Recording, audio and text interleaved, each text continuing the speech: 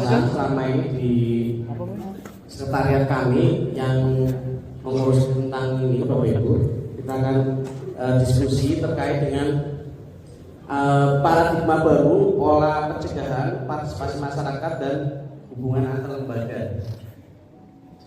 Jadi Bapak Ibu, bahwa konsep pencegahan yang baru yang diusung oleh pimpinan kita ini menjelaskan bahwa pencegahan ini segala upaya mencegah terjadinya pelanggaran pemilu dan pemilihan, sengketa proses pemilu dan pemilihan, mulai tugas pengawasan oleh pengawas pemilu maupun dengan melibatkan partisipasi masyarakat serta publikasi media. Ini di Perbawaslu 3 tahun 2022. Kemudian Bapak Ibu, tugas pencegahan ini mencakup dua. Yang pertama, melakukan pencegahan dan penindakan terhadap pelanggaran pemilu sama sengketa proses. Kemudian yang kedua terkait dengan pencegahan politik uang. Ini di undang pemilu. Kemudian Bapak Ibu, bahwa pencegahan ini akan kuat bila dibarengi dengan kuatnya penindakan atas adanya dugaan pelanggaran. Jadi pencegahan ini harus seiring dengan penindakan yang dilakukan oleh Bapak Ibu sekalian. Tugas pencegahan dan penindakan dilakukan dalam satu tarikan nafas, artinya harus sama-sama berjalan. Ketika Bawaslu melaksanakan penindakan dengan benar atau dengan baik, masyarakat juga akan merasa bahwa keadaan Bawaslu atau hadirnya Bawaslu di masyarakat juga berfungsi dalam proses pencegahan pemilu.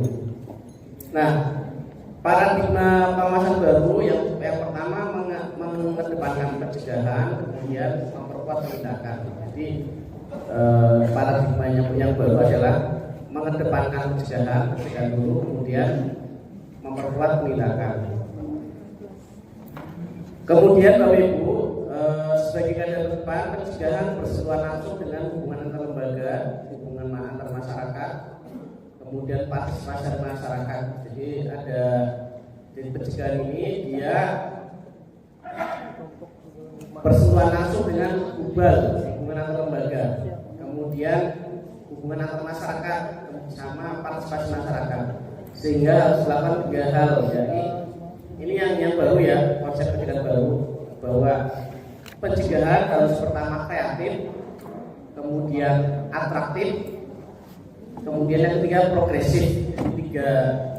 Tiga hal ini yang perlu dilakukan oleh Bapak Ibu sekalian. Kemudian Bapak Ibu, bentuk pencegahan apa saja Bapak Ibu? Ini bentuk pencegahan ada beberapa hal bentuk pencegahan yang sama-sama kita ketahui. Yang pertama adalah terkait dengan identifikasi kerawanan. Jadi Bawaslu sudah mengeluarkan IKP ya, IKP ini indeks kerawanan pemilu ini sudah 2 kali diluncurkan. Yang awal, kemudian kemarin yang politik uang, kemudian kemarin ada juga yang luar negeri. Nah, IKP ini digunakan dalam proses pencegahannya Bapak Ibu. Jadi dari hasil IKP yang dikeluarkan oleh Bawaslu, setelah itu ketika Bapak Ibu bisa pelajari, kemudian Bapak Ibu bisa melihat dengan kondisi di kabupaten kotanya masing-masing apakah indeks kerawanan ini bisa digunakan dalam proses-proses pencegahan. Artinya setelah kita mendapatkan data-data indeks kerawanan, Bapak Ibu dalam melakukan pencegahan itu berpatokan pada IKP. Kemudian bentuk pencegahan yang lain ini ada pendidikan ya Ibu ya. Pendidikan itu ada berupa pendidikan partisipatif, kemudian sosialisasi ya, itu juga termasuk pencegahan. Kemudian pendidikan di lingkungan akademik, atau kalau di ini ya di kabupaten kota pendidikan di lingkungan sekolahan. Kemudian pojok pengawasan yang ada di tempatnya Bapak Ibu sekalian. Kemudian edukasi literatif digital melalui media sosial. Jadi Bapak Ibu, setelah Bapak Ibu pulang ya, Bapak Ibu bisa evaluasi media sosialnya seperti apa, kemudian pojok pengawasan seperti apa, apakah hidup atau tidak. Kalau tidak hidup bisa dihidupkan dengan webinar ataupun dengan diskusi ringan yang kita lakukan di YouTube ya. Media sosialnya apakah Facebook, kemudian Twitter ataupun Instagramnya Bapak Ibu sekalian di kabupaten kota itu baik atau tidak. Kalau tidak, ya evaluasi kemudian lakukan peningkatan supaya masyarakat itu tahu dari media sosialnya Bawaslu Kabupaten Kota. Kemudian partisipasi masyarakat ini berupa ada pengumuman kader ya. Ini kita kemarin tuh ada kader ada sekitar 20.000 tersebar di kabupaten kota. Nah ini silakan Bapak Ibu manfaatkan atau kolaborasi dengan Bapak Ibu sekalian, barangkali ada program ataupun ide gagasan yang perlu dimanfaatkan dari teman-teman kader pengawasan. Kemudian ada KKN tematik. Nah KKN tematik jadi Bapak Ibu solusi untuk kekurangan staf pegawai KKN ataupun magang ya. Bapak Ibu bisa koordinasi atau melakukan MOU dengan para kampus supaya ada teman-teman magang di kantor untuk membantu dalam proses-proses pengawasan pemilu. Selain itu ada forum warga, kemudian kampung pengawasan partisipatif ataupun kita dulu itu sudah mencantumkan satu kabupaten kota wajib ada satu kampung pengawasan partisipatif atau satu kampung desa monopolitik uang. Terus ada komunitas digital, ini ada aplikasi jaring mawasi yang baru di launching di tanggal 14 Februari tahun 2023. Itu nanti mau dimanfaatkan. Kemudian ada konsolidasi bersama pemantau, ini juga salah satu dari bentuk partisipasi masyarakat. Kemudian bentuk yang lainnya ada kerjasama Bapak Ibu. Kerjasama ini dimulai dari audiensi ya. Audiensi kita hadir ke lembaga ataupun ke ke organisasi yang mau kita ajak kerjasama. Kemudian kita melakukan MOU. Setelah MOU kita melakukan perjanjian kerjasama, aksinya di perjanjian kerjasama. Kemudian forum koordinasi atau stakeholder. Terus bentuk yang lainnya juga setelah kerjasama ini dilanjutkan dengan publikasi. Jadi Bapak Ibu hasil kerja Bapak Ibu kalau tidak dipublikasikan dengan baik juga masyarakat tidak tahu, sehingga perlu ada publikasi. Apa aja model publikasi? Pertama kompres ya. Bapak Ibu bisa dari sekarang koordinasi dengan teman-teman wartawan lingkup kabupaten, undang mereka ngopi aja di kantor, kemudian kalau ada hasil pengawasan kita kompres. Kemudian ada siaran pers, kemudian ada diskusi publik, liputan, pemberitaan dan kegiatan lainnya. Kemudian ada berikutnya bentuk pencegahannya dan naskah dinas. Naskah dinas ini berupa surat edaran, instruksi, himbauan, keputusan. Ini kalau ada edaran dari Bawaslu RI kemudian diturunkan ke provinsi kabupaten kota juga bisa melakukan hal yang sama, surat edaran kepada tingkat bawahnya Panwassam ataupun ke tingkat Panwas desa. Nah ini naskah dinas. Kemudian ada kegiatan lainnya, itu inovasi dari Bapak Ibu sekalian. Jadi tadi ya ada beberapa. Kemudian ini terkait dengan media sosial ya Bapak Ibu. Ini adalah Bawaslu terkini. Isinya itu konten-konten terkait, pertama ada konten kegiatan, kemudian konten di balik layar, konten kutipan, konten data, konten penghargaan, konten pengumuman, konten kedupaan, konten klarifikasi isu. Ini Bawaslu terkini. Kemudian di media sosial juga bisa berisi isu terkini ya Bapak Ibu. Kemudian terkait dengan partisipasi masyarakat, pengenalan lembaga juga perlu disampaikan di situ isinya. Kemudian edukasi terkait dengan pendidikan masyarakat ya, yang dia gambar-gambar kecil, tapi masyarakat bisa langsung melihat dari gambar-gambar itu ataupun dari flyer-flyer yang ada, masyarakat bisa langsung melihat dari situ. Nah ini Bapak Ibu pencegahan, ini ada namanya form pencegahan Bapak Ibu. Jadi di kita itu sudah mencantumkan form pencegahan online ya. Form pencegahan online ini berupa aplikasi ataupun web pencegahan online. Jadi untuk form pencegahan online ini sebuah teknologi informasi berbasis website yang dirancang untuk dapat melaporkan secara cepat kegiatan pencegahan. Jadi semua kegiatan pencegahan, baik itu meliputi identifikasi kerawanan, pendidikan, partisipasi masyarakat, hubungan antar lembaga dan seluruh naskah dinas, itu dimasukkan dalam form pencegahan online. Nah ini gunanya untuk apa? Gunanya untuk mengukur kinerja Bapak Ibu sekalian terkait dengan pencegahan yang dilakukan. Nah ini yang offline-nya seperti ini Bapak Ibu.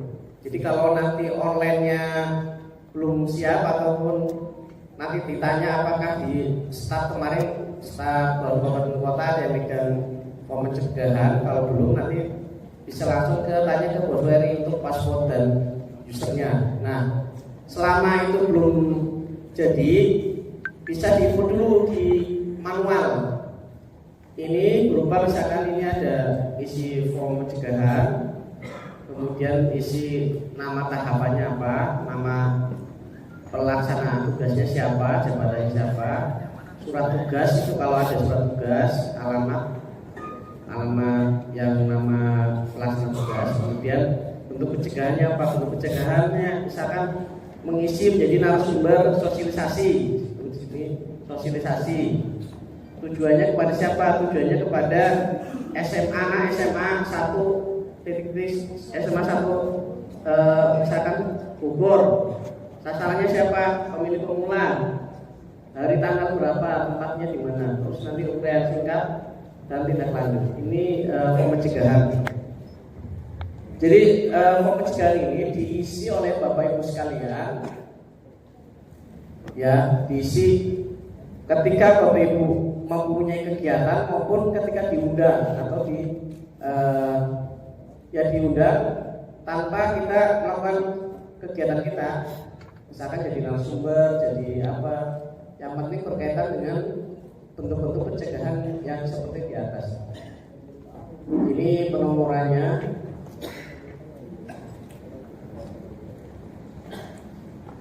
Ini peraturan.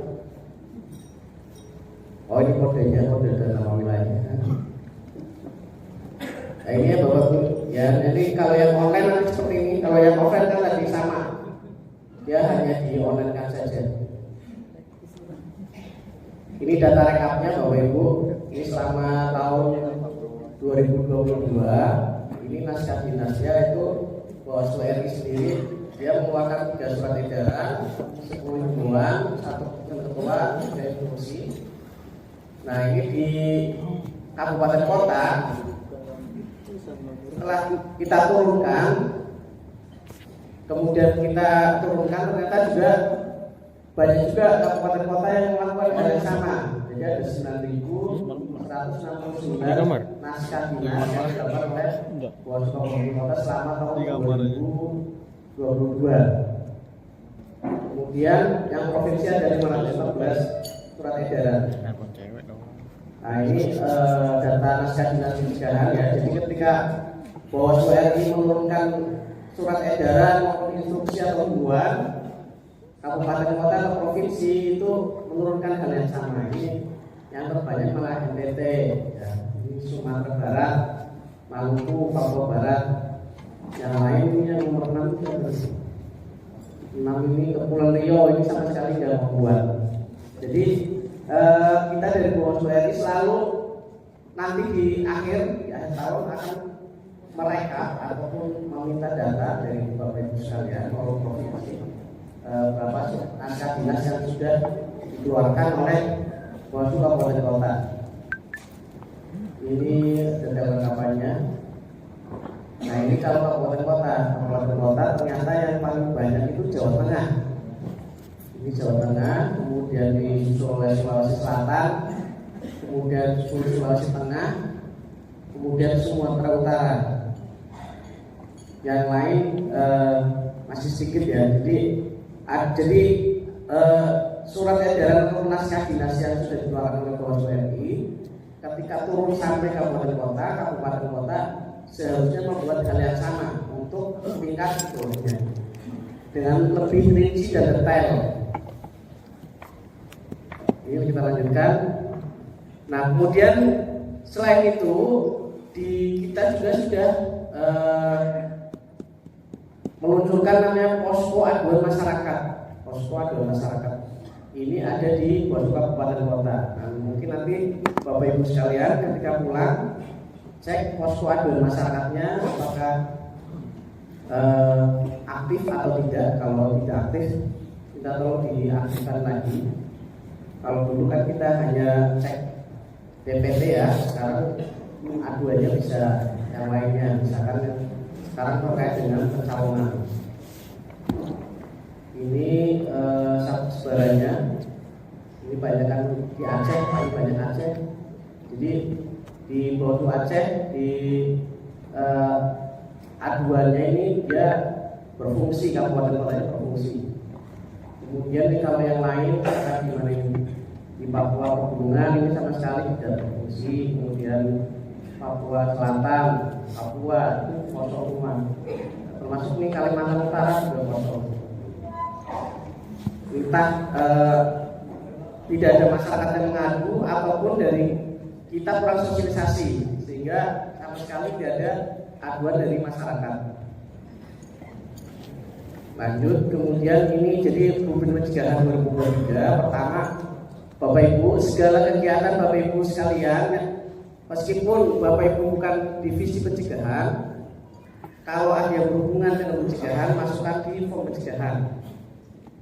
Kemudian aktifin di posko aduan masyarakat yang selama ini ada, kalau diaktifkan di kantor masing-masing. Kemudian yang kedua terkait dengan coffee morning atau kolaborasi stakeholder.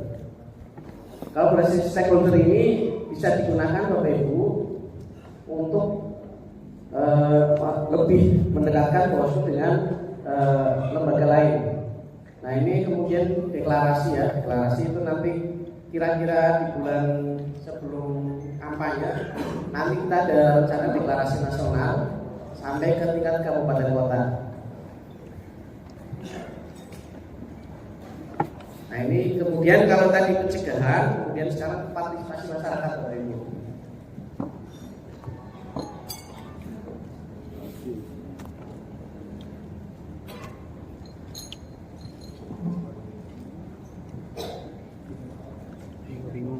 Nah, Bapak Ibu, partisipasi masyarakat ini areanya ada 4 Bapak Ibu. Yang pertama adalah pendidikan ya, kemudian ada kaderisasi, partisipasi dan inovasi. Nah, untuk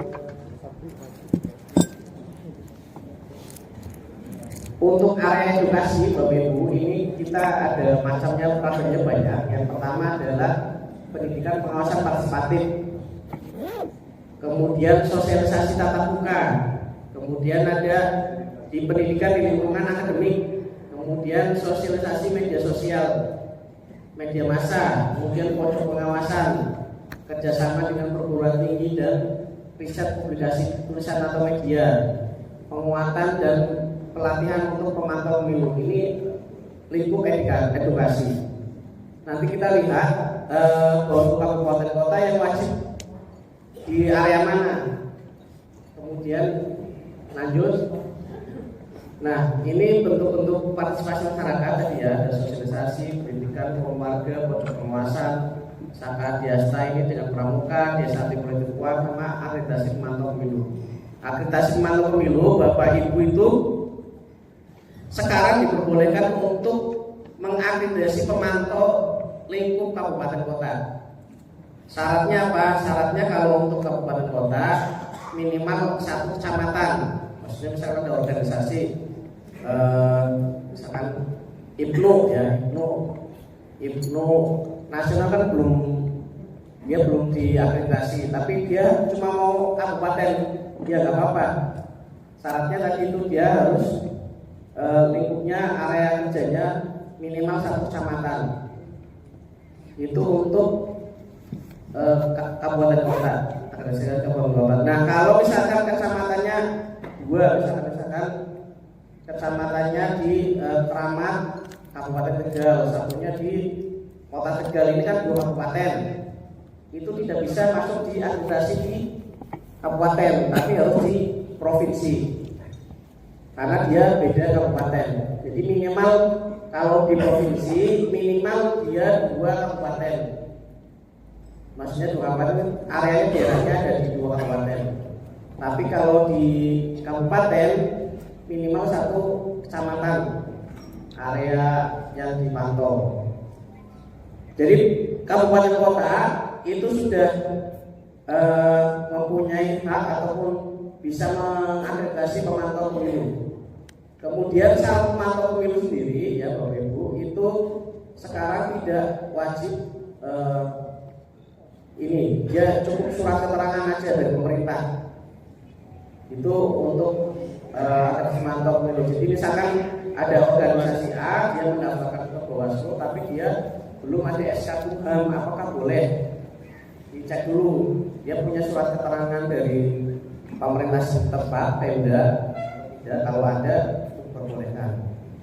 Kalau belum ada, suruh daftar dulu di Pemda. Lanjut. Ini perbuatannya Bapak Ibu ya, sudah ada perbuatan partisipatif, terutama perbuatan pemantau tahun 2023. Ini kita evaluasi tahun 2022, ternyata dari kegiatan partisipasi masyarakat itu paling banyak ada di sosialisasi, kemudian pendidikan pengawasan partisipatif, forum warga, forum pengawasan, Sakadiasa, Desa Politik Uang, sama akreditasi pemantau. Ini data tahun 2022. Kemudian ini provinsi yang paling banyak melakukan partisipasi masyarakat. Ini yang paling banyak pertama Jawa Tengah ya, Jawa Tengah, kemudian Yogyakarta, kemudian Disusul Maluku, kemudian Sumatera Utara, Aceh, Kalimantan Timur, Bengkulu, Sulawesi Tengah, Sumatera Barat, Sumatera Selatan. Ini yang paling banyak provinsinya yang melakukan partisipasi masyarakat. Selanjutnya ini yang jenis programnya banyak juga sama di Jawa Tengah, kemudian Maluku, kemudian Jawa Timur ya. Yang lainnya masih kurang kreatif. Lanjut, ini kabupaten kota juga sama, banyak di sosialisasi. Ini terbanyak itu, nah ini Yogyakarta ya, dia bisa setahun itu melakukan 119 kegiatan partisipasi masyarakat. Padahal pertanyaannya, apakah anggarannya banyak di situ? Enggak, sama, karena kita kan pakai APBN ya, seluruh kabupaten kota itu anggarannya sama. Tapi kenapa Jogja bisa melakukan sebanyak itu? Karena tadi kreatif, inovatif ya, tidak hanya mengandalkan anggaran, tapi dia melakukan kegiatan partisipasi masyarakat non penganggaran, sehingga dia bisa setahun itu ada 119 kegiatan. Misalkan dia kegiatannya bersama PKK, kerjasama dengan PKK, kemudian sekolahan, setiap SMA dia datangi semua, kemudian diisi dengan kegiatan sosialisasi partisipasi masyarakat. Ini kan kalau ke SMA kan tidak perlu menganggarkan yang terlalu banyak, paling snack aja. Ini Jogja, Bengkulu, Konawe, Jakarta Selatan, Pandeglang, Sidoarjo, Tangerang, Pasuruan, Agam, Kabupaten Sleman. Ini yang kabupaten kota 10 terbanyak melakukan partisipasi masyarakat.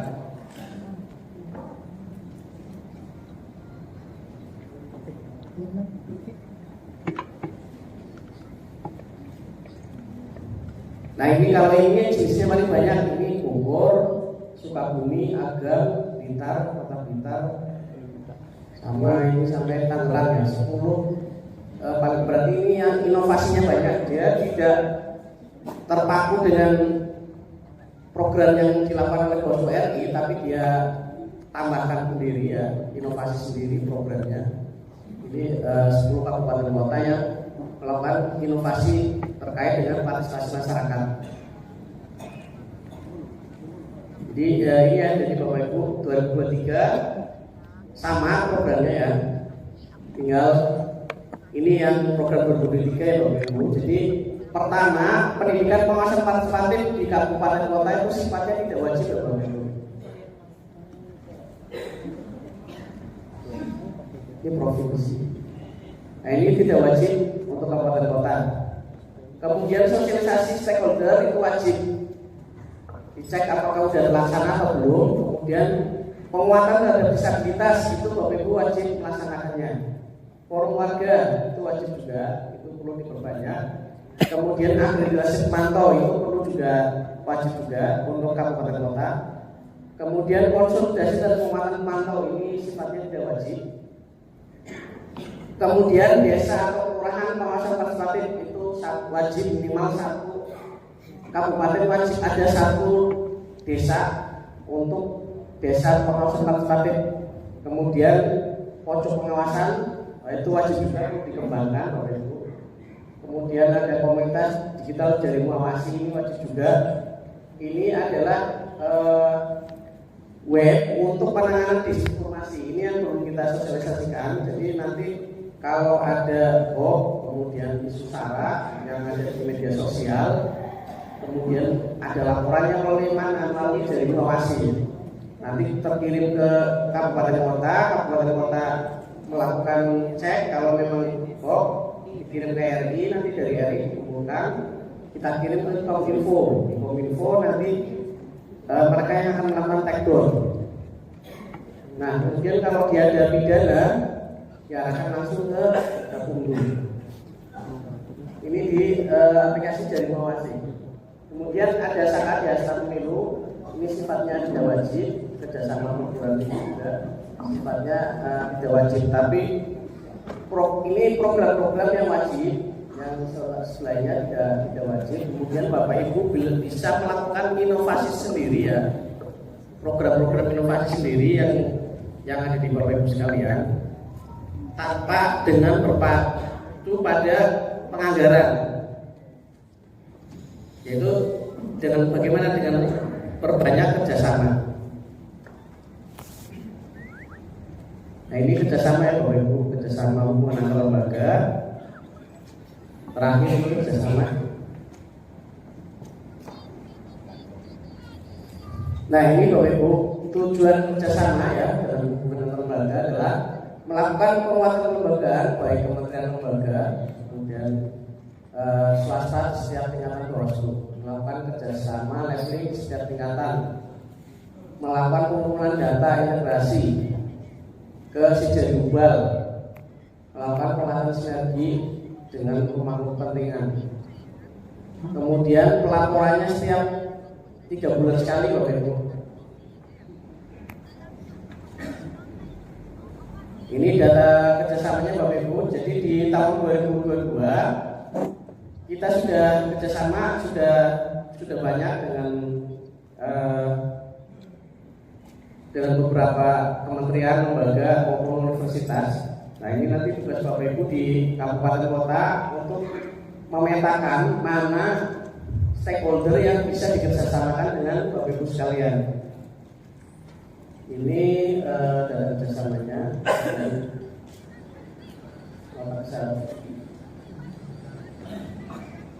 Ini ya, jadi Bapak Ibu untuk tahun 2023 kemarin itu kita rekap baru ada 40 MOU, kemudian 6 PKS, kemudian 1 keputusan bersama dan 1 petunjuk teknis. Harapannya nanti setelah ini data terkumpul Bapak Ibu sekalian, kerjasama di tingkat kabupaten kota, bisa dilaporkan ke Bawaslu Provinsi setiap 3 bulan. Kemudian Bawaslu Provinsi dikirim ke Bawaslu RI untuk kita jadikan database. Nah ini provinsi yang melakukan kerjasama terbanyak itu pertama Jawa Tengah, kemudian disusul dengan Sulawesi Barat, kemudian disusul dengan Sumatera Utara dan ini ya tempat itu Kalimantan Utara. Jadi ini data MOU ya Bapak Ibu 2022. Yang paling banyak itu Jawa Tengah. Kemudian, nah ini Bapak Ibu bisa melihat data MOU seluruhnya jadi global, baik tata caranya, kemudian format MOU-nya itu ada di sijaringglobal.bawaslu.go.id. Formatnya seperti apa? Di situ ada juga format kerjasamanya.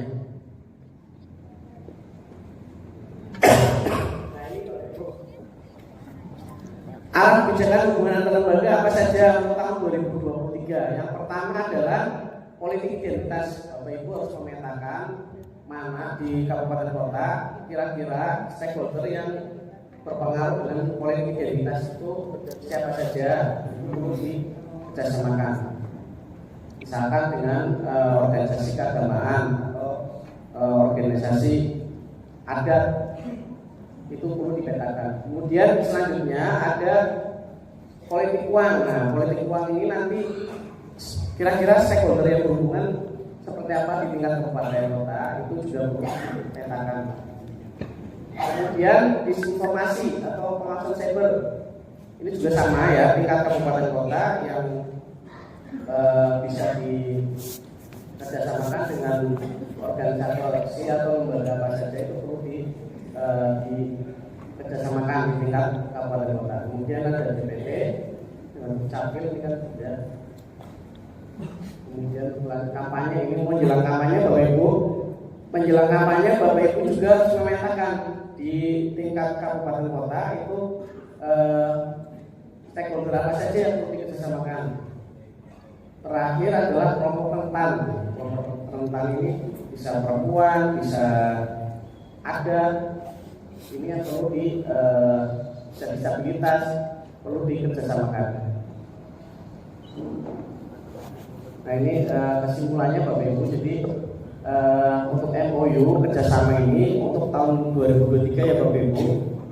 Tadi ada beberapa hal. Yang pertama adalah terkait dengan politik identitas, kemudian kedua terkait dengan politik uang, kemudian disinformasi, DPT, kampanye sama kelompok rentan. Nanti data-data ini Bapak Ibu bisa dikumpulkan ke Bawaslu Provinsi, dilaporkan, kemudian setiap 3 bulan sekali ya Bapak Ibu. Nanti Bawaslu Provinsi akan melaporkan kepada Bawaslu RI. Intinya itu Bapak Ibu ya. Jadi untuk pencegahan Bawaslu, intinya kita sebagai Bawaslu Kabupaten Kota diminta untuk melakukan inovasi-inovasi pencegahan terkait dengan kegiatan pencegahan, baik itu partisipasi masyarakat, hubungan lembaga maupun bentuk dari pencegahan, apakah itu berupa naskah dinas dan lain sebagainya, bentuk-bentuk yang lainnya. Kemudian itu dilaporkan dalam bentuk form pencegahan. Kalau di ini namanya form pencegahan baik untuk online maupun offline. Karena form pencegahan ini yang akan digunakan oleh Bawaslu RI untuk mengukur kinerja Bawaslu Kabupaten Kota dan Provinsi terkait dengan kegiatan pencegahan. Kemudian antar hubungan antar lembaga juga sama. Apabila Bapak Ibu sekalian itu belum kerjasama ya, ini kan sekarang udah mau masuk kampanye, perlu kerjasama dengan Satpol PP, itu bisa juga melakukan audiensi maupun kerjasama dengan beberapa organisasi ataupun stakeholder yang berhubungan dengan tahapan-tahapan itu. Mungkin itu Mas, saya kepada para moderator.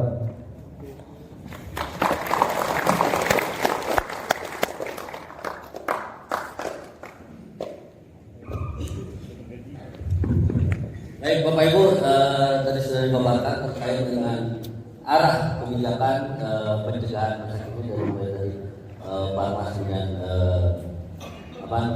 partisipasi masyarakat, dan tadi data-data perkembangan inovasi, kemudian strategi dari mulai provinsi dan kabupaten kota selama 2022 itu tadi tergambarkan dengan sebuah grafik. Bapak Ibu, kita buka sesi diskusi. Yang pertama 1, 2, 3. Nah, yang lain. Bapak nomor berapa Pak? 276. Kemudian di sampingnya yang baju biru Pak. Yang ini Pak. 252. Kemudian tadi yang di sini nomor berapa Pak? 124. Silakan Pak, 276 mendekat ke sumber suara.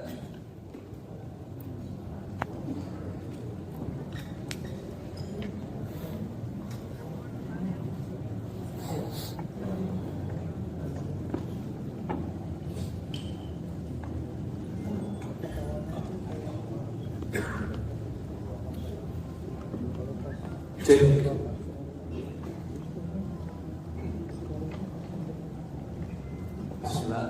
Assalamualaikum warahmatullahi wabarakatuh. Assalamualaikum warahmatullahi wabarakatuh. Selamat pagi. Pagi Pak. Perkenalkan, nama saya Rahim Daeng Patiwi, sarjana hukum. Saya dari Bawaslu Kabupaten Pulau Taliabu, Maluku Utara. Mantap.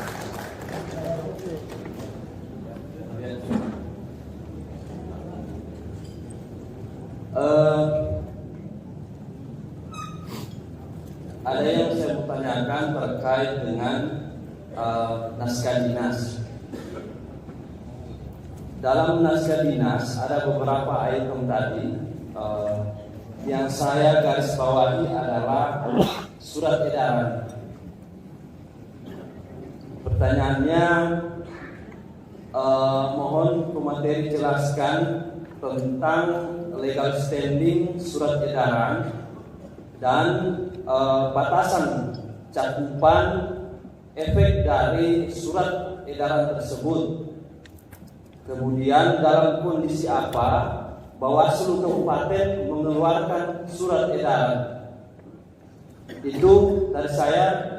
Terima kasih. Wabillahi taufiq wal hidayah. Wassalamualaikum warahmatullahi wabarakatuh. Waalaikumsalam warahmatullahi wabarakatuh. Baik, terima kasih. Kemudian lanjutnya nomor 254. Bapak nomor berapa Pak? 252.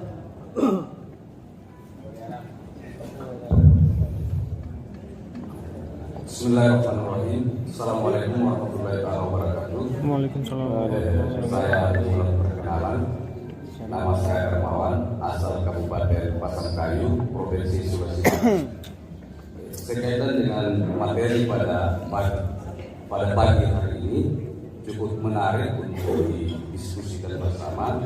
Ada beberapa hal yang ingin kami tanyakan kepada narasumber. Yang pertama itu sekaitan dengan pemberdayaan kader pengawas. Jujur bahwa ada semacam keraguan di kami untuk melakukan pemberdayaan terhadap kader pengawas di Kabupaten Pasangkayu sekaitan dengan budgetnya Pak, anggarannya. Karena kami harus memastikan ketika kami memakai pihak luar atau para kader ini, maka kami harus memastikan bagaimana kesehatannya, bagaimana keselamatannya dalam bekerja.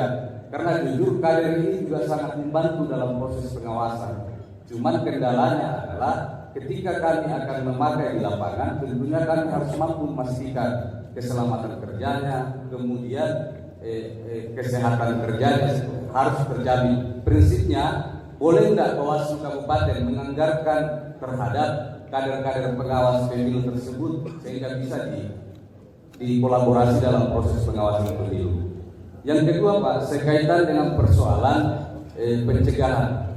Nah, pada kesempatan ini saya ingin bertanya, beberapa hari yang lalu waktu kami sudah di tempat ini, beberapa peserta pemilu menelpon, boleh nggak Bawaslu Kabupaten Pasangkayu ini membuat semacam grup yang di dalamnya itu ada Bawaslu dan ada RO peserta pemilu.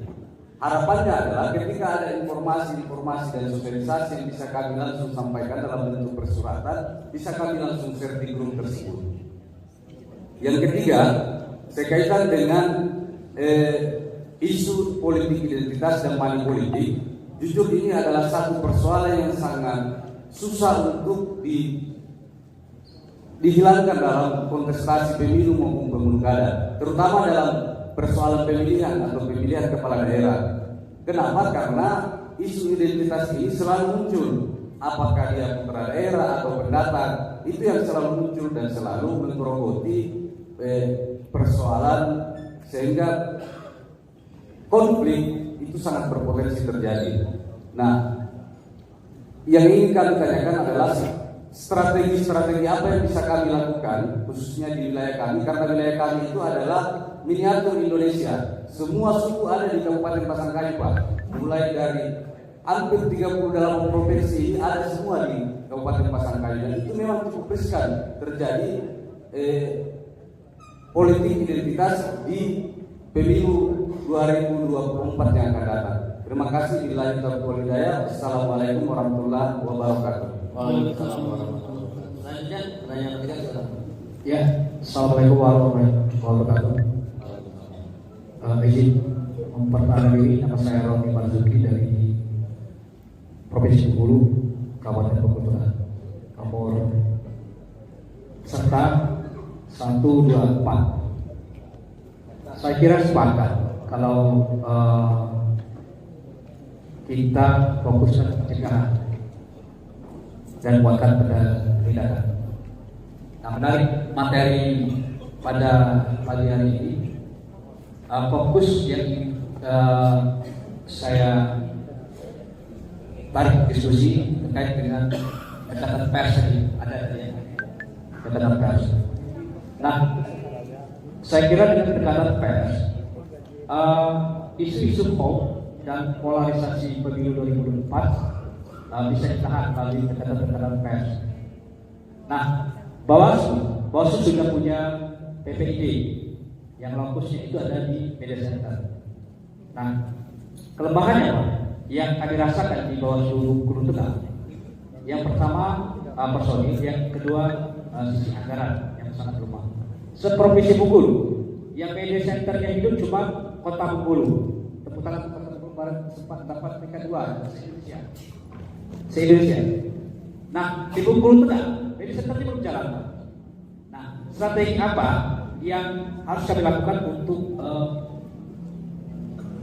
menghidupkan media center yang ada di Bengkulu? Terima kasih.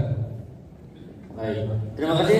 Tepuk tangan untuk ketiga penanya kita. Yang pertama tadi Pak Rahim yang dari Maluku Utara mau berdiskusi terkait dengan rekeningnya surat edaran dan kemudian yang kedua dengan Pak dan nomor 2 Pak siapa tadi Pak? Pak Darmawan dari Sulbar ya, terkait dengan kader pengawas, kemudian dalam upaya pencegahan bolehkah Bawaslu membuat WhatsApp group dengan peserta pemilu, kemudian terkait dengan isu identitas dan strateginya seperti apa. Kemudian yang ketiga nomor 124 ada Pak Roni dari Bengkulu terkait dengan strategi pendekatan dengan pers atau usaha. Jangan langsung direspon. Terima kasih. Izin Bapak, ini yang pertama terkait dengan naskah dinas ini legalnya dari mana? Kita menggunakan Undang-Undang 7 ya, Undang-Undang 7, kemudian cek juga PKPU-nya, setelah itu Perbawaslunya. Itu legal jadinya. Terus kapan batasnya sampai batasnya lingkup kabupaten kota aja Bapak Ibu. Satu kabupaten kota itu batasannya setingkat kabupaten kota aja. Kondisi seperti apa? Kondisinya nanti begini Bapak Ibu. Bapak Ibu bisa lihat misalkan sekarang ada mau kampanye. Misalkan kan udah mau kampanye, ini potensinya kan sekarang misalkan banyaknya alat peraga kampanye. Misalkan banyak alat kampanye yang sudah terpasang atau bersebaran di kabupaten kota masing-masing. Kabupaten kota masing-masing padahal belum kampanye. Nah, itu strategi seperti apakah Bapak Ibu bisa membuat misalkan buat surat edaran atau himbauan kepada partai politik ya, partai politik di tingkat kabupaten kota untuk supaya alat peraga kampanye ini ataupun sosialisasi ini tidak menyinggung sara, tidak dipasang di tempat ibadah dan sebagainya, itu perlu dibicarakan bersama atau didiskusikan bersama antara Bapak Ibu sekalian. Jadi kondisinya seperti apa, kondisi pembuatan naskah dinas itu disesuaikan dengan keadaan Bawaslu Kabupaten Kota. Kemudian selain itu instruksi dari Bawaslu RI, ketika ada instruksi Bapak Ibu bisa langsung ketika dibaca apakah ini perlu disampaikan ke jajaran tingkat di bawah. Kalau perlu Bapak Ibu bisa buat turunannya dari surat edaran yang dibuat oleh Bawaslu RI. Nah, kalau surat himbauan di tingkat kabupaten kota tidak perlu menggunakan surat himbauan yang dilakukan oleh Bawaslu RI. Maksudnya tidak perlu melakukan turunan, karena yang dilakukan oleh Bawaslu RI biasanya kan surat himbauannya kepada tingkat nasional. Kalau tingkat kabupaten kota itu surat himbauannya sudah disesuaikan dengan tingkat kabupaten kota. Itu naskah dinas ya Bapak Ibu. Kira-kira jelas ya Bapak Ibu ya. Lingkupnya hanya kabupaten kota, kemudian legal standingnya dari cek di Undang-Undang 7, kemudian suratnya disampaikan KPU, kemudian Bawaslu. Kemudian kalau ada surat edaran yang instruksi dari Bawaslu RI bisa langsung diturunkan ke bawah. Kemudian kalau kondisinya misalkan di tingkat Bapak Ibu sekalian perlu untuk melakukan himbauan terhadap organisasi ataupun stakeholder terkait, misalkan ada salah satu organisasi masyarakat kira-kira akan melakukan kerusuhan, itu Bapak Ibu bisa melakukan surat himbauan dan sebagainya. Atau misalkan ada semacam adat ya, misalkan ada daerah tertentu, misalkan ketika dia akan melakukan kegiatan berbau-bau kampanye dan sebagainya, Bapak Ibu bisa terlebih dahulu membuat surat himbauan. Jadi lingkupnya hanya di kabupaten kota masing-masing. Itu terkait dengan naskah dinas. Kemudian terkait dengan dari papan kayu ini terkait dengan pemberdayaan kader pengawasan partisipatif, butuh anggaran apakah Bawaslu Kabupaten Kota bisa menganggarkan. Izin Bapak Ibu, jadi konsep dulu, kalau dulu tahun sebelum pimpinan baru itu kan pengennya yang kader ini ketika selesai kita didik itu di Bapak Ibu sekalian itu ya sekaligus yang memberdayakannya, termasuk di dalamnya adalah penganggarannya. Kemudian setelah ada pimpinan baru itu konsepnya itu seperti menabur benih, udah kita udah didik selesai sudah. Kayak sekolah SMA kita tidak perlu memikirkan mereka itu mau jadi apa. Masuk sekolah, lulus ya sudah. Kita sudah dididik dengan pendidikan politik, pendidik dengan demokrasi dan sebagainya. Ketika mereka sudah punya rasa untuk bersama-sama memantau ataupun mengawasi pemilu, mereka akan punya jiwa kerelawanan dan sebagainya. Nah, itu biasanya akan mendekat ke Bawaslu untuk sama-sama untuk mengawasi. Nah, apakah perlu dianggarkan? Kalau sekarang untuk APBN tidak bisa, bukan tidak bisa, tidak ada. Nanti bisanya di mana? Di APBD. Mungkin Bapak Ibu sekalian nanti kan akan melakukan NPHD dengan tingkat kabupaten kota untuk yang pilkada. Itu bisa program-program itu. Jadi penganggarannya bukan untuk kader, tapi program apa yang kira-kira bisa untuk para kader ini nanti di pilkada. Nah, itu nanti bisa dimasukkan di situ, didiskusikan dengan kasek dan sebagainya. Kemudian nanti biar di NPHD itu ada program yang kira-kira bisa bersama, apakah itu turun bersama saat pencoblosan dan sebagainya. Kalau yang APBN sekarang penganggarannya tidak ada Bapak Ibu. Kemudian selanjutnya terkait dengan LO Parpol, apakah boleh membuat grup WhatsApp? Ini saya juga tidak berani menjawab ini Bapak Ibu, ini karena sudah politis ya Bapak Ibu. Kalau yang di kita di Bawaslu RI itu kita ada daftar LO Parpol, semua ada. Kemudian sampai sekarang di RI pun belum berani bikin grup dengan LO Parpol. Jadi kalau ada kegiatan atau apa ya kita satu-satu. Itu alasan sih untuk menghindari misalkan di situ misalkan ada kampanye satunya nggak terima dan sebagainya. Tapi kalau di tingkat kabupaten kota ya disesuaikan lagi dengan kondisinya di kabupaten kota. Kalau di RI kita belum berani Bapak Ibu.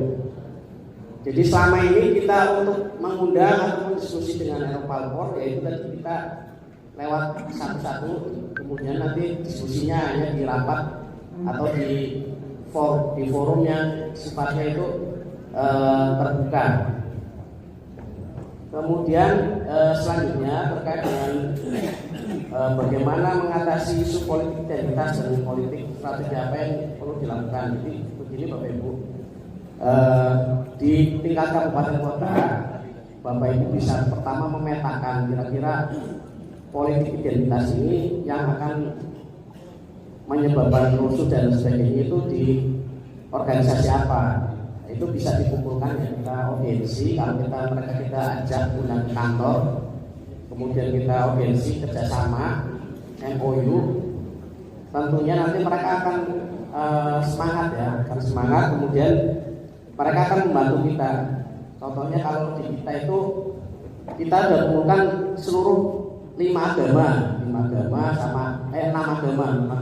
kita kumpulkan di tingkat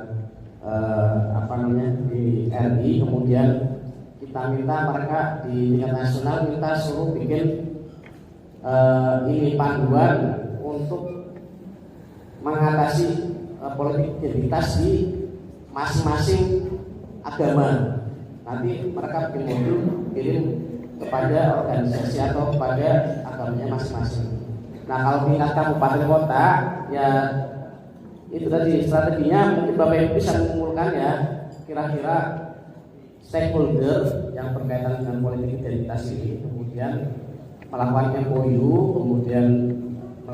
atau diskusi bersama supaya bersama-sama ataupun deklarasi bersama untuk mengatasi politik identitas di kabupaten kotanya masing-masing. Kemudian yang dari Bengkulu terkait dengan pers ya Bapak Ibu. Jadi di Bawaslu RI sendiri untuk media atau pers itu biasanya ada tempat khusus di kantor. Jadi pers atau media itu kalau mereka mau ngopi udah disiapin kopinya, sehingga hubungan antara Bawaslu dengan media itu akrab sekali kalau di RI. Kemudian jadi kalau ada undangan pers tinggal ada grup juga pers dengan dengan Bawaslu. Ya gampang, ada undangan kita mau kompres tinggal kirim nanti mereka datang. Mungkin kendalanya kalau di tingkat kabupaten kota itu masalah penganggaran. Kalau di tingkat RI kan biasanya kita ada uang transport buat mereka kan 150.000 tuh pasti langsung datang. Nanti tingkat kabupaten kota mungkin masalah penganggaran ketika mengundang pers anggarannya nggak ada, itu bagaimana? Nah itu kalau kemarin saya ke Kalimantan Timur, itu di Kalimantan Timur itu ketika mengundang wartawan dari awal sampai sekarang itu komitmen, jadi pimpinannya itu komitmen undang wartawan itu tidak perlu ada transport untuk wartawan, sehingga sampai sekarang mereka ketika mengundang wartawan tidak pusing lagi mengenai transport, dan itu sudah berjalan dan hubungannya tetap bagus karena kan itu tidak hanya terkait dengan transport. Mungkin ketika di sana datang Bawaslu welcome, disediain kopi, teh, tempat ngobrol juga ada ruangan khusus ya kita kan media center itu bisa digunakan. Jadi kalau di Bawaslu RI teman-teman wartawan mau melakukan bikin tulisan dan sebagainya dipersilakan bebas.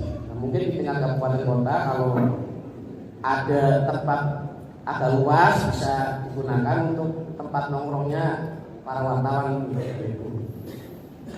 Cuma untuk masalah penganggaran ya tadi ya, jadi kalau kabupaten kota kan terbatas penganggarannya, jadi pinter-pinternya untuk komunikasi dengan para wartawan ini terkait dengan keadaan penganggaran sehingga mereka juga tidak selalu memikirkan itu. Jadi kalau bahan beritanya bagus, biasanya mereka tidak juga mengacu terkait dengan anggaran berita. Bahannya bagus, mau yang dikompreskan bagus, mereka akan datang ke sini. Kira-kira itu sih, Mas. Baik, terima kasih Pak Nurdin atas respon untuk ketiga pertanyaan tadi. Selanjutnya 1, 2, 3. Bapak nomor berapa?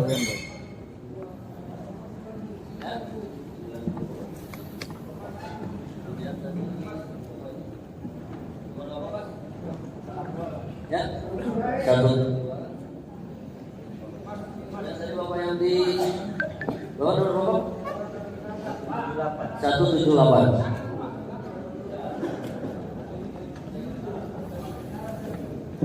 Ya, untuk sesi kedua, saya pertama nomor 90, silakan Pak.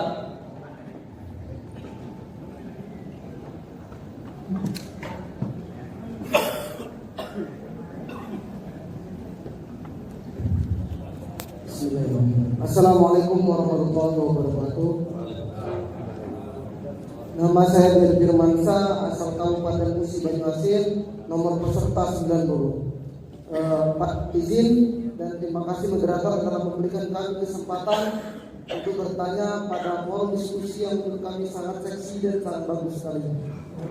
Di sini pemateri mengatakan tentang pencegahan. Ya, saya sangat sependapat karena Bawaslu ini motonya cegah, awasi, lalu tindak. Di sini yang ingin kami tanyakan, yang pertama itu bukan yang pertama, kita gabungkan pasal 280 ayat 1. Larangan kampanye. Yang paling seksi yaitu money politik. Di situ tadi pemateri mengatakan menyampaikan adanya kampung atau desa anti money politik. Nah, kami ini Bapak, kami ini Bawaslu ini bagaikan kambing ompong. Kalau macan ompong enak Pak, ada belangnya. Kambing ompong, kami tidak bisa menindak, Bawaslu tidak bisa menindak. Kenapa? Ketika money politik itu pidana ada sentra gakumdu dan ada metode-metodenya. Ketika kita buat seperti itu, apa yang akan kami lakukan?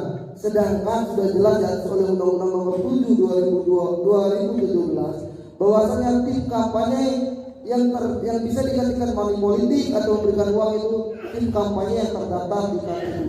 Bagaimana kalau ada orang yang sengaja dibuat oleh caleg, yang telah dibentuk oleh caleg tim keluarga yang tidak didaftarkan di KPU, dia memberikan uang untuk mencoblos dirinya sendiri. Lalu yang terbaru isu yang terhangat itu tempat yang diatur oleh pasal 280 ayat 1 tempat yang dilarang berkampanye. Dan itu sudah diajukan adjudikasi atau diajukan perbandingan ke MK dan keputusan MK tertuang pada nomor 65/2023 yang memperbolehkan tempat ibadah, tempat pendidikan dan sebagainya. Dan itu bagaimana? Sedangkan sekarang sudah tahap pengawasan Bapak. Sedangkan putusan MK ini belum ada runutan dari Perbawaslu atau per KPU. Mungkin itu saja yang bisa kami sampaikan. Wallahu a'lam bishawab. Wassalamualaikum warahmatullahi wabarakatuh. Waalaikumsalam warahmatullahi wabarakatuh. Pertanyaan selanjutnya nomor 162, silakan Pak.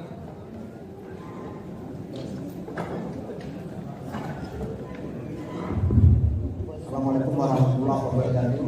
Perkenalkan, nama saya Tambu Nanor, asal peserta dari Kabupaten Bro, Provinsi Kalimantan Timur, nomor 162.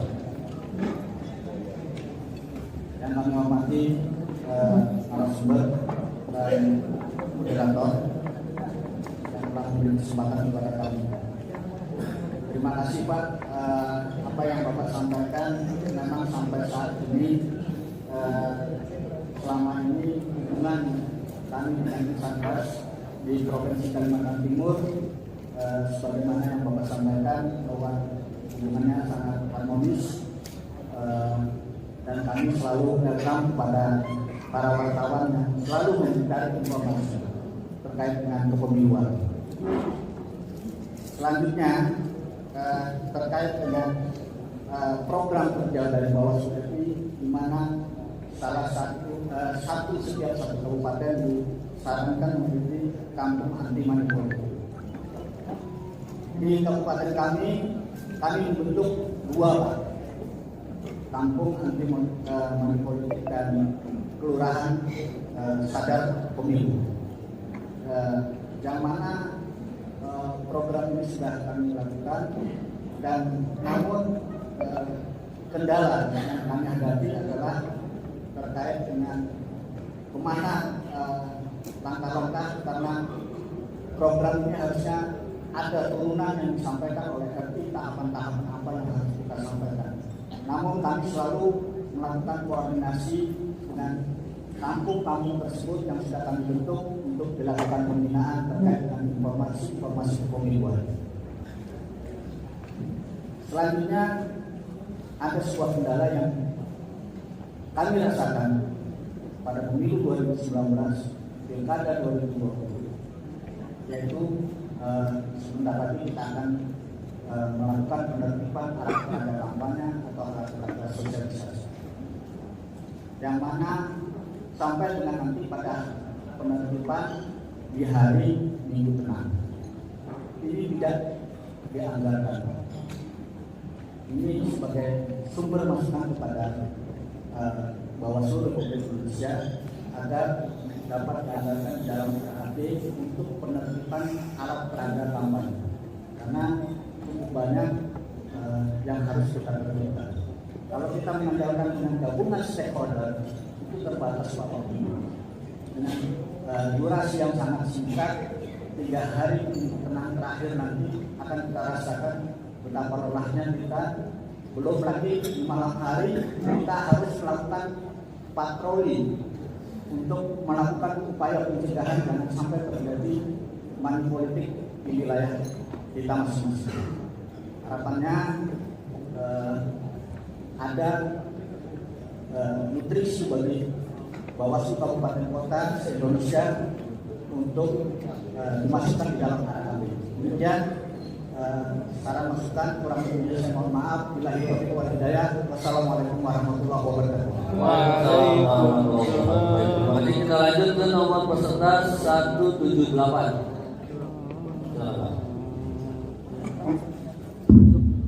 Assalamualaikum warahmatullahi wabarakatuh. Izin sumber moderator. Yang pertama, saya menyarankan pada kawan-kawan izin Wahidin Kabupaten Gorontalo Pak, ingin menyarankan pada kawan-kawan soal tadi yang ditanyakan oleh kawan dari yang pertama tadi soal naskah Pak, bahwa Kabupaten Kota tidak berkewenangan menandatangani. Yang sampai sepulangnya dari sini kita membuat edaran ke partai politik yang bisa kita lakukan bahwa itu berdasarkan berbawaslu tentang izin menyarankan. Yang kedua soal inovasi pengawasan, saya yakin dan percaya bahwa kita semua yang di sini punya banyak gambaran-gambaran yang bisa kita lakukan nanti pada saat melakukan proses-proses pencegahan dalam bentuk inovasi.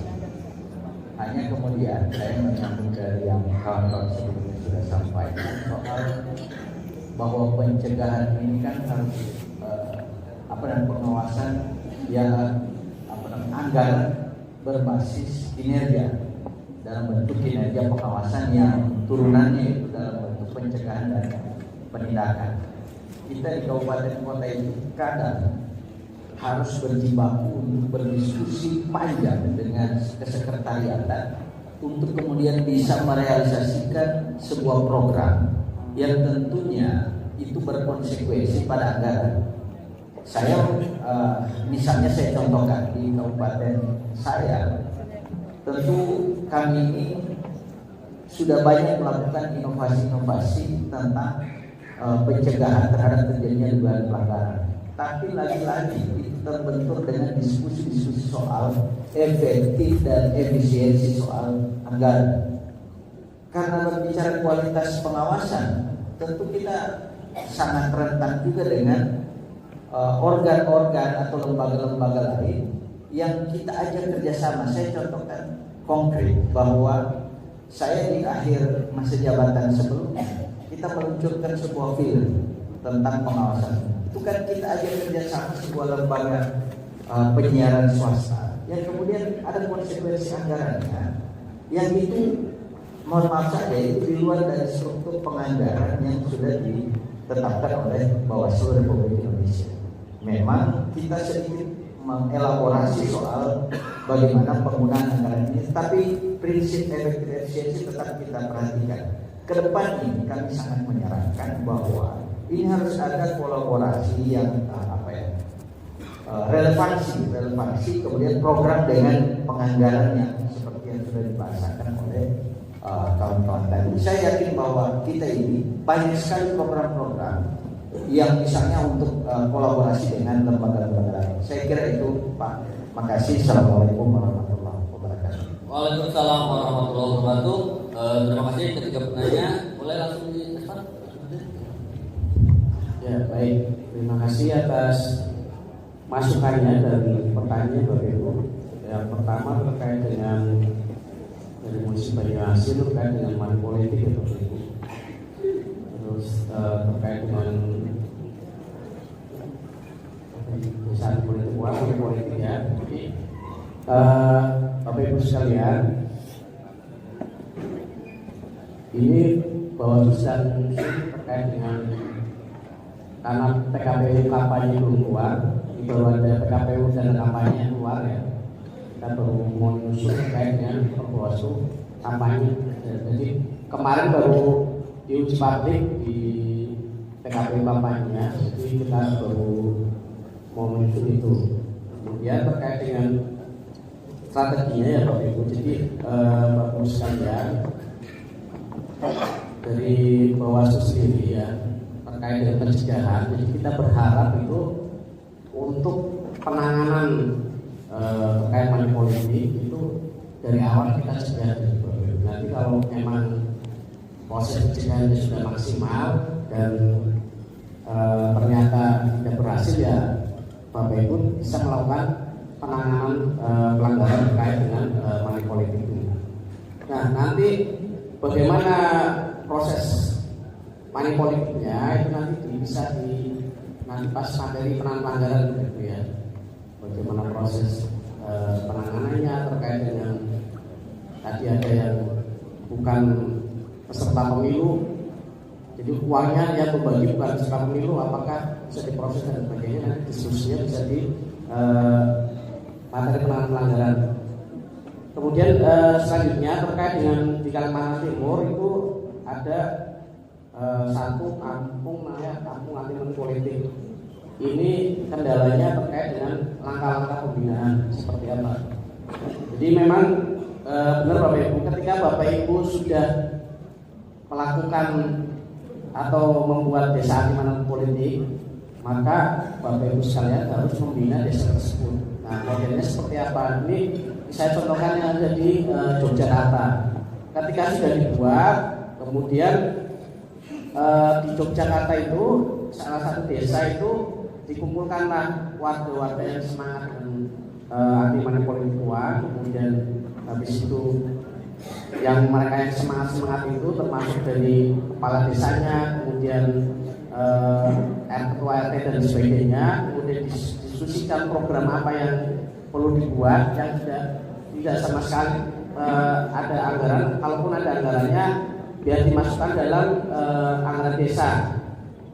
Kemudian nanti dilakukan program bersama. Nah di mana di Yogyakarta itu kemarin itu mereka itu satu kampung ketika ada orang yang memberikan uang itu di tiap-tiap RT itu dibuat satu kotak wadah. Jadi kalau ada yang memberi uang, mereka komitmen ketika dapat uang akan dimasukkan ke dalam tong itu. Jadi semua satu desa itu komitmen ketika ada yang membagi terkait dengan politik uang satu desa kok berkomitmen untuk untuk anti politik, terus uangnya dimasukkan ke dalam tong-tong itu, dalam tong ataupun kardus yang sudah disiapkan oleh panitia maupun yang disiapkan oleh teman-teman Bawaslu dengan kerjasama dengan desa tersebut. Nah, alhamdulillah berhasil ketika proses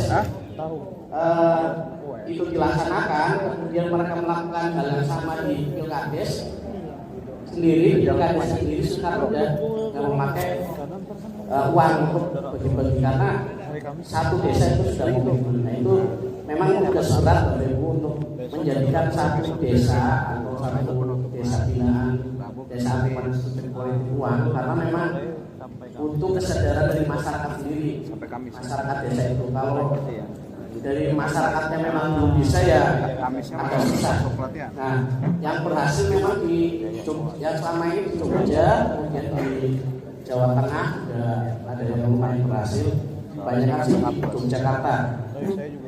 Jadi mereka selain ketika kita sudah deklarasi ataupun membuat komitmen dengan desa, kita juga perlu melakukan dengan apa, dengan beberapa orang ataupun masyarakat yang memang disitu dijadikan tokoh-tokoh, diundang kemudian didiskusi lagi untuk melakukan program-program terkait dengan langkah-langkah untuk membuat desa money politik. Kemudian apabila kabupaten kota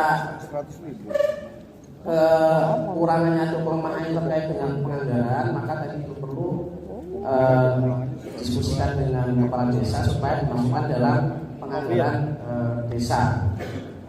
Itu terkait dengan desa. Kemudian yang tadi masukan terkait dengan penertiban ya Bapak Ibu, nanti saya coba sampaikan pada perencanaan supaya nanti perlu diingatkan lagi terkait dengan penganggaran penertiban APK di tingkat kabupaten kota. Itu nanti apakah bisa dimasukkan dalam penganggarannya kampanye ataupun nanti di tahapan masa tenang. Saya coba koordinasi dengan teman-teman dari perencanaan. Kalau kemarin sih yang baru itu penganggaran terkait dengan tahapan kampanye, pengawasan kampanye sih sudah disiapkan sama teman-teman perencanaan. Cuma detailnya apa nanti saya tanyakan dulu Bapak Ibu. Cuma terima kasih sekali sudah diingatkan terkait dengan alat peraga kampanye, terkait dengan penertiban ini apakah ada penganggarannya atau tidak. Nanti saya coba sampaikan ke Biro Perencanaan Mas Bodo. Kemudian dari Gorontalo, terima kasih sudah beri masukan terkait dengan surat edaran ya. Jadi dari surat edaran itu memang hanya DMI, nanti turunnya di bawah bisa bahkan himbauan ataupun kalau ke kecamatan itu bisa bikin surat turunan sebenarnya. Kemudian antara kolaborasi antara program dan anggaran memang benar Bapak Ibu. Kendala utama dari Bawaslu Kabupaten Kota itu pertama penganggaran. Terkait dengan penganggaran karena penganggaran ini APBN ini sama ya antara satu tempat antara kabupaten kota satu dengan kabupaten kota yang lainnya, maka saya rasa perlu Bapak Ibu sekalian melakukan inovasi yang memang program itu tidak terlalu banyak penganggaran ataupun program itu bisa disiasati penganggarannya. Misalkan tadi ya pendidikan pada SMA dan sebagainya. Nah kalau misalkan sudah ada kerjasama kayak tadi ya bikin video terkait dengan pihak lain, nah itu butuh dana itu bagaimana? Sementara penganggarannya sudah ada, yaitu memang begitu Pak. Jadi masalah penganggaran itu masalah klasik ya Bapak Ibu ya, masalah klasik di Bawaslu Kabupaten Kota, RI maupun provinsi. Maka dari itu kami sih berharapnya Bapak Ibu ketika membuat inovasi baru itu dipikirkan juga inovasi ini apakah bisa terlaksana dengan penganggaran yang kecil ataupun sama sekali dengan tidak ada penganggaran. Jadi kami harapkan sih seperti itu, karena sebagaimana saya contohkan tadi di Yogyakarta, dia bisa kota Jogja itu bisa melakukan dalam 1 tahun ada 119 kegiatan partisipasi masyarakat. Artinya dia produktif sekali untuk bikin kegiatan partisipasi masyarakat ataupun bikin kegiatan pencegahan dengan anggaran yang sama seperti Bapak Ibu sekalian, karena memang ini kan APBN sama setiap kabupaten kota itu sama, anggarannya cuma 2, satu sosialisasi partisipasi masyarakat atau sosialisasi, yang kedua itu cuma ada dua itu disabilitas, itu cuma 2 aja itu yang teranggarkan. Yang lainnya adalah inovasi sendiri dari Bapak Ibu sekalian, yang memang program-program itu juga dikuatkan oleh kabupaten kota dengan melibatkan stakeholder yang lain dengan kolaborasi dan sebagainya. Jadi itu Pak. Jadi kami sih berharap meskipun penganggaran di Bapak Ibu sekalian itu minim ya tingkat kabupaten kota, namun inovasi-inovasi, kreativitas, kemudian itu tetap ada di Bapak Ibu sekalian, sehingga kegiatan pencegahan ataupun yang dari disebutnya ada partisipasi masyarakat, ada hubungan antar lembaga dan kegiatan pencegahan itu bisa berjalan dengan baik, sehingga masyarakat sendiri menjadi merasa di tingkat kabupaten kota ini aktif dalam melakukan pencegahan di masyarakat. Kira-kira itu Bapak Ibu, nanti kalau mau diskusikan lagi bisa diskusi kembali. Baik, terima kasih Mas Nurdin. Boleh Mas untuk kita karena keterbatasan waktu kita hanya bisa 5 menit. Mungkin ada closing statement Mas Nurdin? Ya, siap. Jadi Bapak Ibu sekalian, kami sih berharap pertama Bapak Ibu ketika pulang pertama evaluasi di tingkat kabupaten kota. Pertama evaluasinya apa? Media sosial itu bagaimana di tingkat kabupaten kota, apakah sudah berjalan atau tidak. Kemudian yang kedua evaluasi apalagi ya posko-posko itu, terus kegiatan-kegiatan ini ya pojok pengawasan, apakah pojok pengawasan itu memang berfungsi atau tidak. Kalau tidak, gunakan untuk diskusi-diskusi dalam bentuk Zoom, YouTube dan sebagainya. Kemudian yang kedua, kami berharap Bapak Ibu sekalian mulai sekarang itu melakukan MOU dengan beberapa stakeholder terkait yang sekarang ini bisa ke Satpol PP dan sebagainya. Kemudian yang berikutnya, kami juga berharap pada Bapak Ibu ya, setelah evaluasi kemudian pikirkan kembali program yang ada, tidak ada yang tidak berkaitan dengan penganggaran, kira-kira apa yang perlu dibuat oleh Bawaslu Kabupaten Kota untuk supaya kreatif mungkin dalam pencegahan Bawaslu. Itu yang ketiga. Kemudian yang keempat, Bapak Ibu, kami berharap ya Bapak Ibu sekalian, Kabupaten Kota bisa melakukan proses pencegahan ini secara pertama kreatif, atraktif dan progresif. 3 hal ini yang menjadi penting bagi kami. Dan kemudian Bawaslu RI sendiri berharap kami dari sekretariat ya, data-data pencegahan Bapak Ibu sekalian yang sudah dibuat itu dilaporkan 3 bulan sekali kepada provinsi dan nanti provinsi ke RI, sehingga kami bisa melihat Bapak Ibu kinerjanya seperti apa. Jangan sampai Bapak Ibu sudah banyak melakukan program-program tapi tidak terlaporkan kepada kami di tingkat nasional, sehingga ketika kami melaporkan kepada pimpinan kami tidak ada datanya. Itu Pak, 3 bulan sekali laporkan ke provinsi biar menyampaikan kepada Bawaslu RI supaya kami bisa melaporkan kepada pimpinan kita bagaimana proses pencegahan yang dilakukan oleh Bawaslu Kabupaten Kota. Saya kira itu, Mas. Baik, terima kasih Mas Nurdin. Terima kasih Bapak Ibu. Kita bahas untuk sesi pertama di hari ke-4 ini. Mudah-mudahan tadi apa yang disampaikan sedikitnya ada nambah oleh-oleh untuk Bapak Ibu kembali ke daerah masing-masing sebagai bekal untuk melakukan pencegahan bersama-sama dengan pimpinan yang lain di kabupaten kota masing-masing. Mas Nurdin, Terima kasih sudah berkenan hadir dan berdiskusi dengan kami di pelatihan penguatan kompetensi anggota Bawaslu Kabupaten Kota batch ke-3. Sekali lagi boleh aplaus untuk kita semua. Baik, Bapak Ibu, sebelum masuk ke sesi berikutnya yaitu terkait dengan strategi pengawasan, karena sudah mulai jenuh ya dari keempat, pikirannya sudah di kabupaten kota masing-masing atau sudah di kota Bogor untuk nyari oleh-oleh buat ke kota masing-masing. Kita ada kuis dulu Bapak Ibu. Kita akan bermain kuis dulu. Bentar. Boleh dikeluarkan handphonenya? Handphonenya dikeluarkan.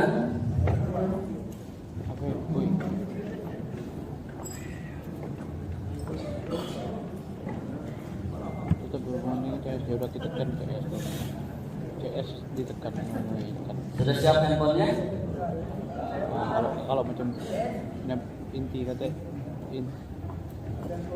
Bapak Ibu silakan buka browser. ini Boleh Google Chrome atau yang punya iPhone boleh Safari. nah tekan Atau yang pakai Mozilla atau lain apapun itu di browser. Sudah masuk ke browser silakan ketik menti.com. mereka ada di kooperatif. Menti. Ah, MENTI. nah, maksudnya tapi dengan cara sopan.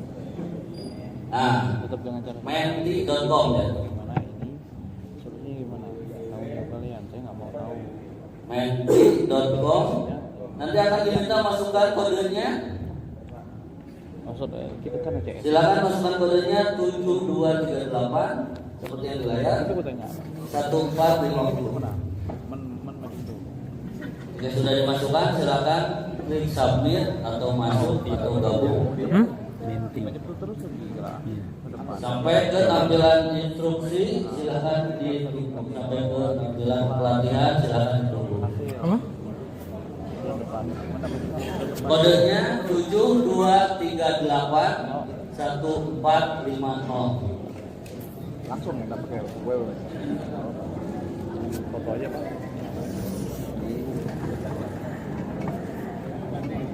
Sudah, silakan ditunggu. Kalau sudah tampilan itu silakan ditunggu.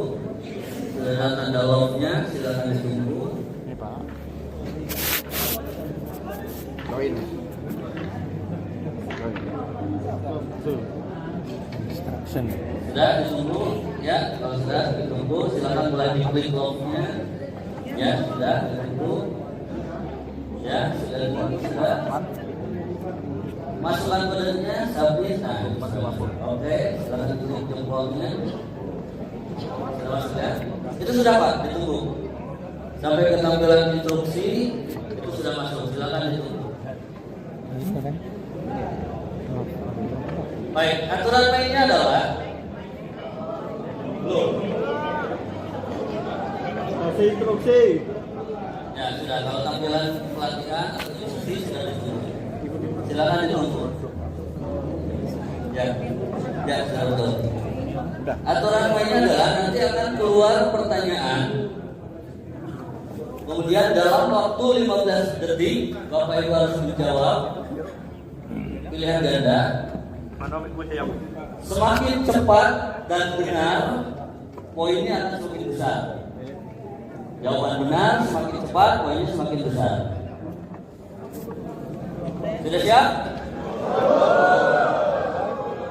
Pertanyaan dulu kan? Ini sudah 142, 43, Ini temeti.com. 45. Ya, sudah tunggu. Ya, tunggu. Ya sudah, Bu, itu sudah selesai. Ya sudah. Sudah. Ya sudah. Nanti ditunggu. Karena nanti akan otomatis keluar pertanyaannya. Sini langsung. Kalau sudah masuk, ditunggu, dilihat saja. Kita coba pertanyaan pertama.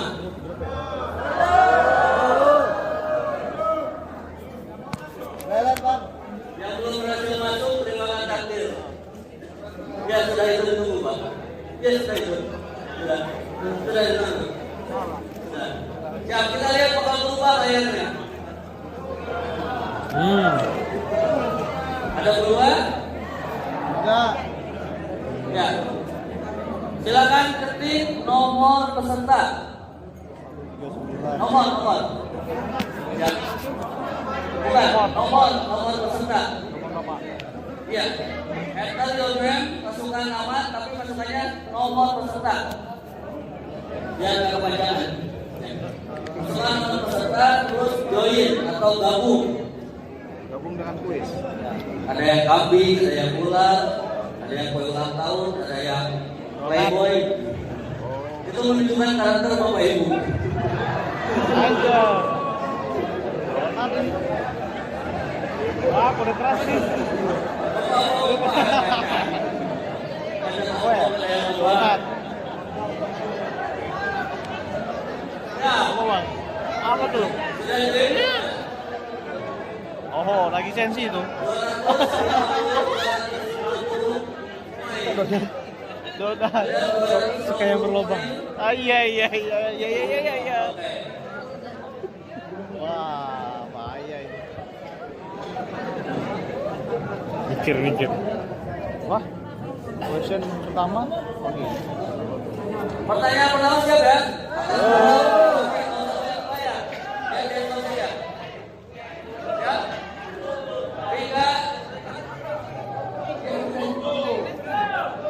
Bersiaplah. Kalau sudah bersiaplah, are you ready? Ready. Pertanyaan. 3, 2, 1, enter. Pertanyaan pertama. Siap. Sudah keluar soalnya? Makin cepat makin besar. Dengan sengaja tidak boleh tahu apa. Ada yang 1 detik sudah langsung jawab. Luar biasa.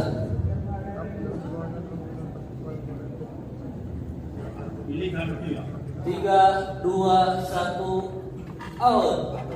Hanya 200 yang menjawab dan Masih pencet. yang benarnya berapa orang? Hanya 83 orang yang menjawab benar. Ulang.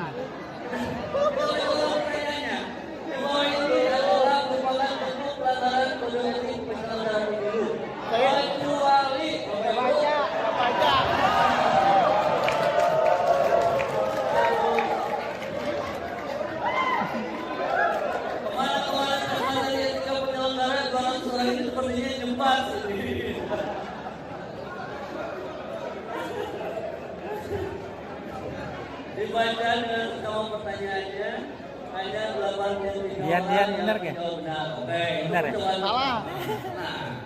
Orang. Masih ada pertanyaan berikutnya. Oke. Oke, sudah siap? Ada 260 peserta.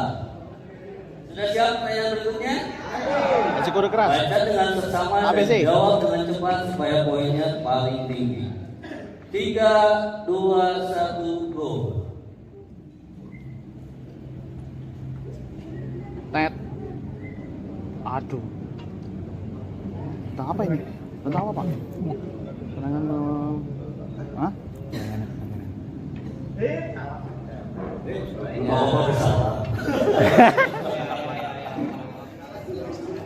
Iya, salah.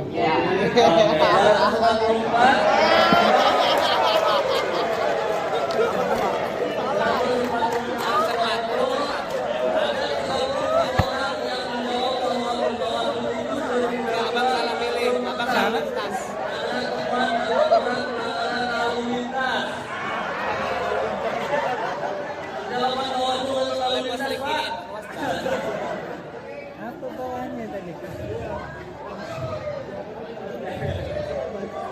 Saya baca kayak ini penanganan pelanggaran lalu lintas kayak atas. Oh iya. Kita lihat dulu siapa yang menjawab benar dan paling cepat. Nomor berapakah? Apakah 23? Apakah 226? Apakah 133? Wih. Dan yang menjawab benar dengan poin tertinggi adalah nomor absen 23. 23 mana 23? Ibu berdiri dong, Bu. Nah, inilah yang menjawab dua pertanyaannya dengan benar. Enggak gitu. Terima kasih. Nomor 226. 226. Nah, kok ada dua? Gimana ceritanya ada dua? Nomor 226. Oh, mau ibu yang belakang atau ibu yang depan? Oke, bagi dua lah, sama-sama dua-dua. Terima kasih ibu, selamat. Dan yang ketiga 133. 133. Atau gaib? Oh ada itu. 133 boleh berdiri Pak? Ya, selamat. Terima kasih Pak. Bapak Ibu yang masih belum jawab dengan benar atau poinnya masih di 260, kita masih ada kesempatan, ada 3 pertanyaan lagi. Kita lanjut? Pertanyaan berikutnya. Sudah siap? 255, 260. 3, 2, 1, go.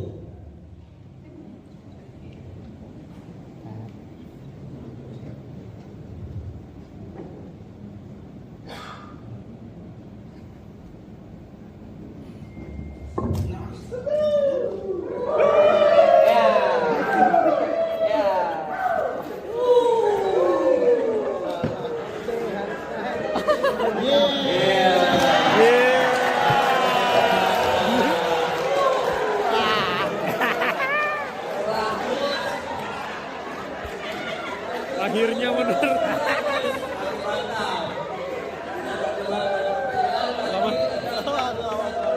Apa bang?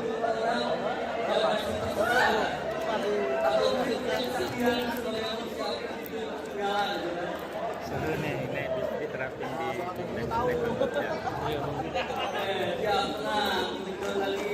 lagi. Kita masuk ke pertanyaan berikutnya. berapa dia?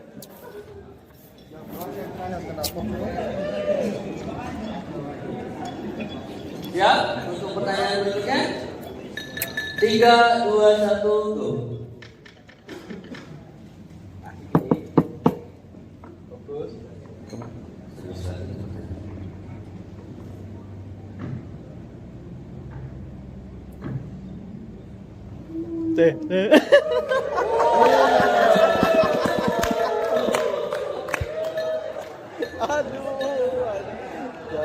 Gawe.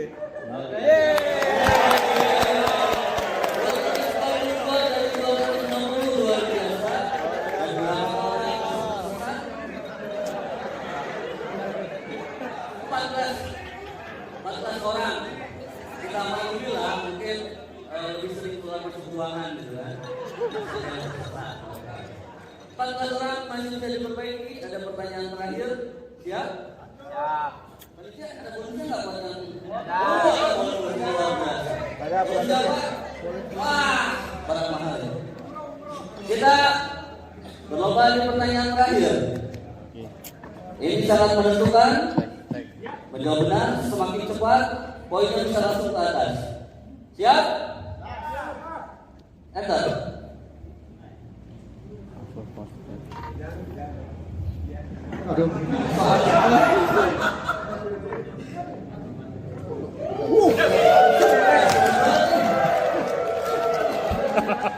Apa jawabannya? Wih, cepat kan deh. Ngapa aja dong? Wow, gila.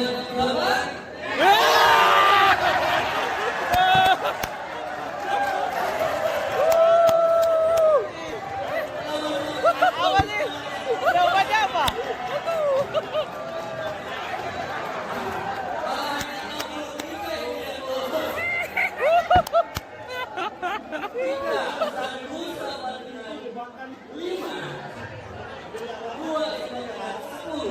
Saya nggak lihat. 15, 4 sampai dengan 20. Oh, 1 iya.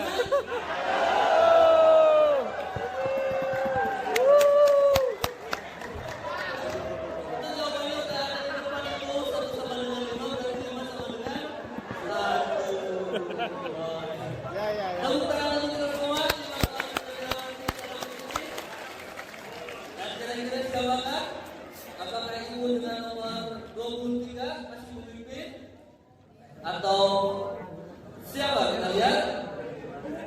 Finish. Nomor berapa kita? Kita panggil untuk pemenangnya. Nomor 1 masih jauh. 1 boleh langsung ke depan. Kemudian nomor 323. Wih, 323. Kemudian nomor 135. Berapa? 135. 53. Azhari. 166, 323, 135. Memang murid teladan tadi. 197 atau 5 dulu aja ya. 5 dulu ya. 166, 323, 135, 119 dan 197. Silakan Pak. Boleh bertangan kepada pemenang kita. 323 Bapak nomor 119 166 Dapat. Tadi 53 langsung. Oh, 1. 135 Ya. 119 dan 197. 197. Iya, Pak.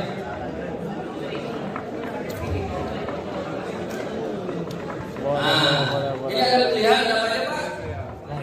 Ada payung dan ada bung. Kita kasih kesempatan pemenangnya nomor 166 Pak. Mau payung atau gelas?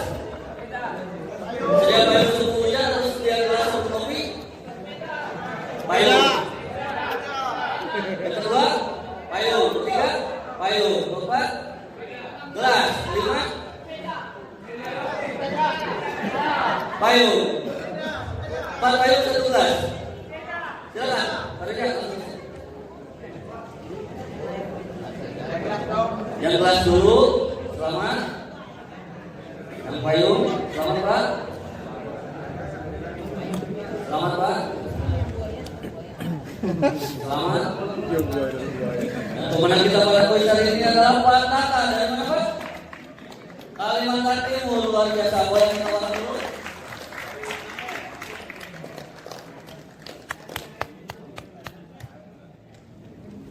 Lagi dong.